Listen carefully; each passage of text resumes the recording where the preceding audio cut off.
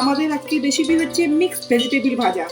আমি সব রকমের সবজিগুলোকে কেটে নিয়েছি কিছু আলু, কিছু শিম, কড়াইশুঁটি, গাজর, ফুলকপি আর বিট, এগুলোকে আমি সরু করে মিহি করে কেটে নিয়েছি।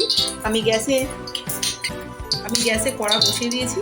তার মধ্যে আমি কিছু তেলটা গরম হয়ে গেছে, কিছু কালো জিরে দিয়ে দিচ্ছি। এবার এর মধ্যে রাখা সবজিগুলো দিয়ে দেবো। আমি 3টে বুলেট লঙ্কা নিয়ে নিয়েছি, এগুলোকে মাঝখান দিয়ে কেটে নিয়েছি।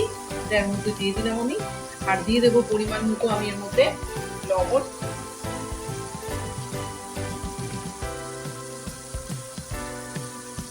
আমি 3 চামচ মতো লবণ দিয়েছি। দিয়ে দিচ্ছি আমি এখানে 2 চামচ মতো হলুদ গুঁড়ো, দিয়ে দিলাম আমি 1 চামচ মতো জিরের গুঁড়ো, 1 চামচ মতো ধনিয়া গুঁড়ো দিয়ে সবজিগুলোকে আমি ভালো মতো মিক্স করব। মশলাটা আমি ভালো মতো মিক্স করে নিয়েছি। এবার এটাকে আমি ঢাকা দিয়ে সিদ্ধ করে নেবো সবজিটাকে। ঠিক আছে,